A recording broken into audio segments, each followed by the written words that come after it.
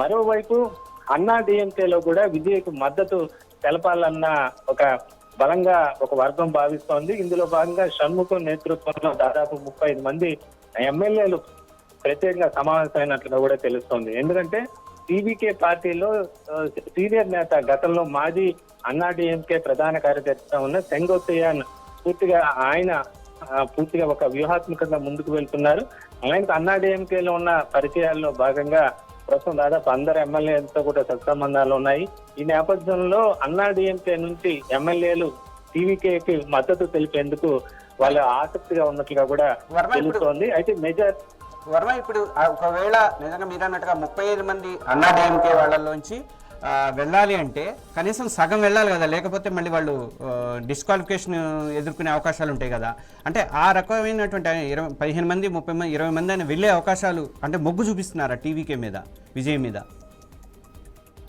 ప్రస్తుతానికైతే ఇటు కాంగ్రెస్ సమావేశం జరిగింది, ఇటు టీవీకే ఆల్రెడీ కొత్త ఎమ్మెల్యేలంతా సమావేశం అయ్యారు. శాసనసభ పక్ష నేతగా నాయకులను ఎన్నుకోవడం కూడా జరిగింది. అయితే ఇప్పటిదాకా అన్నా డిఎంకే నాయకులు మాత్రం సమావేశం కాలేదు. ఎందుకంటే దీనిపైన ఇదే క్లారిటీ రావాల్సి ఉంది. ఎందుకంటే మెజారిటీ ఎమ్మెల్యేలు దాదాపు 30 పైగా ఎమ్మెల్యేలు ఇటు టీవీకేతో వెళ్లేందుకు టీవీకేకు మద్దతు అయినా తెలపాలి. ఒకవేళ పార్టీ అధిష్టానం ఒప్పుకోకపోతే పూర్తిగా దాంట్లో విలీనం అయ్యేలాగా, అంటే 1/3 ఒక పార్టీ నుంచి వెళ్ళిపోతే పూర్తిగా రాజ్యాంగ పరంగా కూడా ఎలాంటి డిస్క్వాలిఫికేషన్ ఇబ్బందులు అయితే ఉండవు.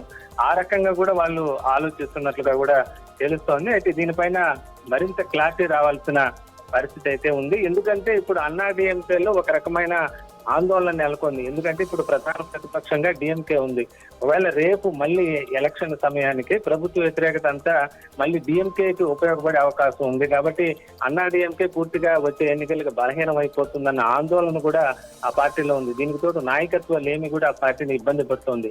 దీంతో ప్రస్తుతం ఉన్న ఎమ్మెల్యేలైనా తమ భవిష్యత్తు చూసుకోవాలన్న ఆలోచనతో ఉన్నట్లుగా తెలుస్తోంది. దీంతో పార్టీ అధిష్టానానికి టీవీకేకి మద్దతు తెలపాలని ఒత్తిడి తీసుకొస్తున్నట్టుగా తెలుస్తోంది. ఇందులో భాగంగానే ఆ పార్టీలోని ప్రస్తుతం చర్చ జరుగుతుంది. దీంతో ఎమ్మెల్యేల సమావేశం కూడా వాయిదా పడినట్టు తెలుస్తోంది.